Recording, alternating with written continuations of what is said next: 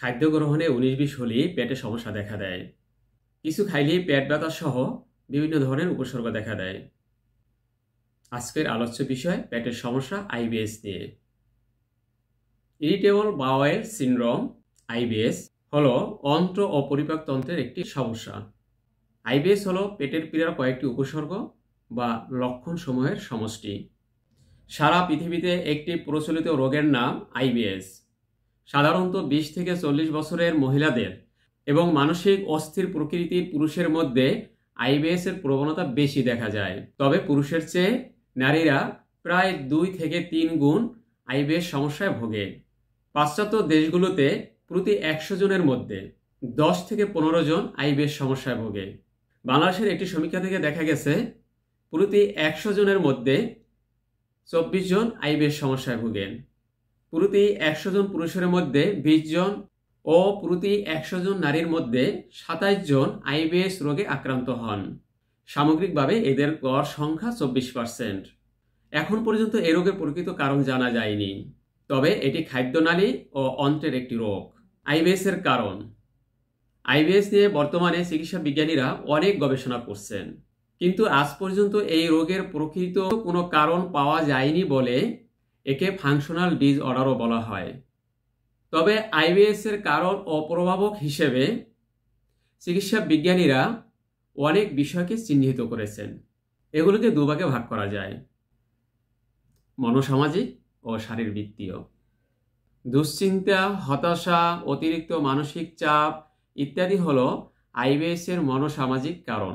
আর খাদ্যনালীর অতি সংবেদনশীলতা, অতিরিক্ত নড়াচড়া, খাদ্যনালীর নাড়াচাড়ার অস্বাভাবিকতা বা অন্ত্র থেকে মস্তিষ্কে পাঠানো বার্তায় ত্রুটি ইত্যাদি হলো শারীরবৃত্তীয় কারণ। এছাড়াও অন্ত্রের প্রতিরোধ ব্যবস্থার পরিবর্তন, অন্ত্রের নিজস্ব জীবাণুর পরিবর্তন, খাদ্যনালীর কোনো সংক্রমণ, হরমোন সমস্যা, নারীদের মাসিক চক্রের সমস্যা, মাদক গ্রহণ, পেটের যে কোনো অপারেশন প্রভৃতি আইবিএস এর কারণ। দীর্ঘকাল ধরে অ্যান্টিবায়োটিক সেবনের কারণে আইবিএস এর সমস্যাকে বাড়িয়ে দিতে পারে। আইবিএস এর লক্ষণ। আইবিএস কে দুটি ভাগে ভাগ করা যায়, যথা কোষ্ঠকাঠিন্য প্রদান ও আমাশয় প্রদান। এর লক্ষণগুলো হলো পেট ব্যথা, পেটে মোচড় বা কামড় দিয়ে পায়খানা বেগ আসা, কিছু খেলেই পেটে ব্যথা করে, আমাশয়, পাতলা পায়খানা, কোষ্ঠকাঠিন্য, পেটের মধ্যে পুটপুট করা, গড় গড় শব্দ করা, পেট ফুলে থাকা, দুধ, ডিম, মাছ, মাংস, শাক খেলে আমাশয় ও পাতলা পায়খানা দেখা দেয়। পেটের নিচের অংশের যে কোনো এক পাশে বা মাঝখানে বা নাভির গোড়ায় অল্প বা প্রচণ্ড ব্যথা, পেটের ভিতর অস্বস্তি বোধ, সেই সঙ্গে ঘন ঘন পায়খানার বেগ। কারো কারো সারাদিনই এরকম পায়খানার বেগ থাকে। পায়খানা নরম বা পাতলা বা আমযুক্ত বা শক্ত, গুটলে দলা দলার মতো হয়।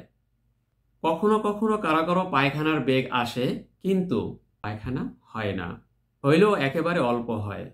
পায়খানার পরে পেটে অস্বস্তি বোধ বা আরো পায়খানা করার ইচ্ছা জাগে।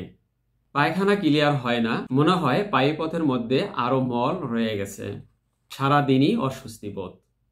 কারো কারো কিছু খাওয়া অবস্থায় বা খাওয়ার পরেই পায়খানার বেগ আসে এবং পেটে ব্যথা হয়। উক্ত লক্ষণ সহ নারীদের ক্ষেত্রে মাসিক চলাকালীন কিংবা মিলনের সময় ব্যথা হয়। এছাড়া অন্য যেসব লক্ষণ থাকতে পারে সেগুলো হলো শারীরিক অবসাদ ও দুর্বলতা, মাথা ব্যথা, পিঠে ব্যথা, কোমরে ব্যথা, ঘন ঘন প্রস্রাবের বেগ, গলা বুক জ্বালা, পেটে অত্যধিক গ্যাস জমা হয়ে পেট ফুলে থাকা, গলা বুক জ্বালা, বদহজম, অরুচি ইত্যাদি। আইবিএস এর চিকিৎসা। অন্ত্রের উপসর্গসমূহ 6 মাসের বেশি হলে চিকিৎসকরা আইবিএস হয়েছে বলে ধরে নেন। তখন মানসিক অস্থিরতা ও আচরণগত সমস্যা উভয়ের চিকিৎসা করতে হয়। মূলত শরীর থেকে মানসিক চাপ কমে গেলে আইবিএস সমস্যার অনেকটা সমাধান হয়। আইবিএস একটি দীর্ঘমেয়াদী রোগ, তবে কোনো ঝুঁকিপূর্ণ নয়। আইবিএস সংক্রামক রোগও নয়।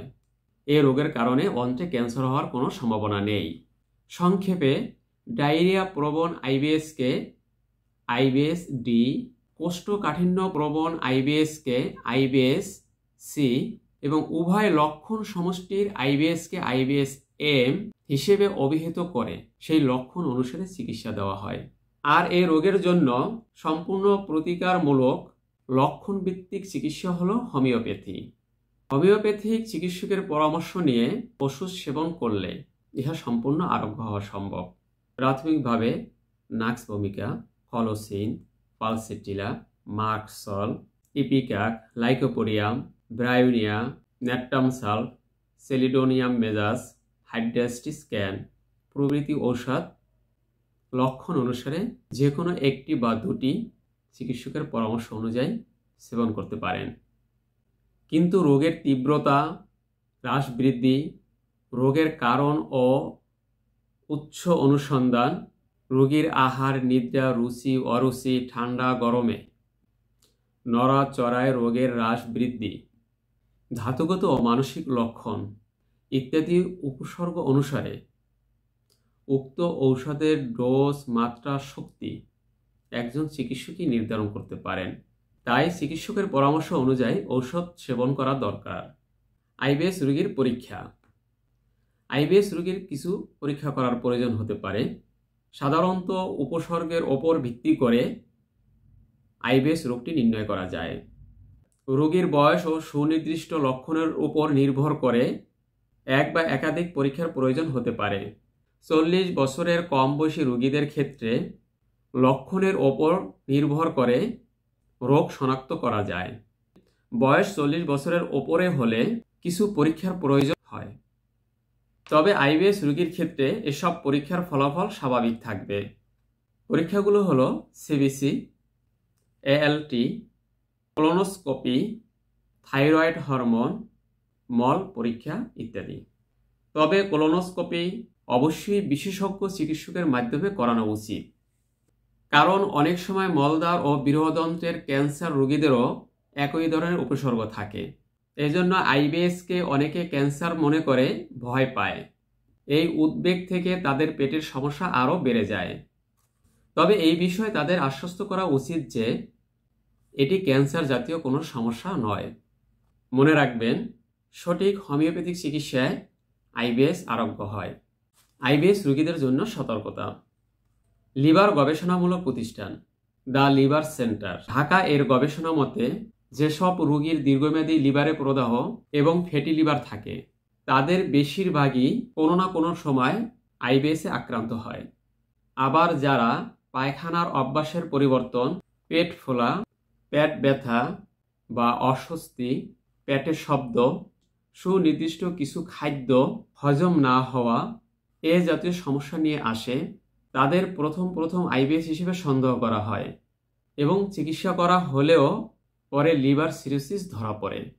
তাই আইবিএস রোগীদের লিভারের কোনো সমস্যা আছে কিনা তা নিশ্চিত হওয়ার জন্য চিকিৎসকের পরামর্শ নেওয়া দরকার। আবার দীর্ঘমেয়াদী আইবিএসের কারণে অনেক রোগীর অর্শ বা পাইলস, মলদ্বার ফাটা বা অ্যানাল ফিসার, ফিস্টুলা ইত্যাদি রোগও হতে পারে। এক্ষেত্রে পায়খানার রাস্তা দিয়ে রক্ত যেতে পারে, পায়খানার রাস্তা ফুলে উঠতে পারে, পায়খানা করার পর চুলকায় ও জ্বালা যন্ত্রণা করতে পারে, অথবা কারো পায়খানার রাস্তা বের হয়ে আসতে পারে। সুতরাং পেট ও পায়ুপথের সমস্যা দেখা দেওয়ার সাথে সাথেই দক্ষ ও অভিজ্ঞ হোমিও চিকিৎসকের পরামর্শ নিয়ে ওষুধ সেবন করলে অল্পতেই রোগটি আরোগ্য করা সম্ভব।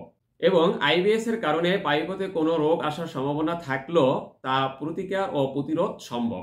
এটি হোমিও চিকিৎসার বিশেষ কৃতিত্ব। আইবিএস রোগীদের জন্য নিষেধ ও পরামর্শ। যারা কোষ্ঠকাঠিন্য প্রদান আইবিএস রোগের রোগী তারা আঁশ বা ফাইবারযুক্ত খাবার খাবেন, শাকসবজি, ফলমূল খাবেন।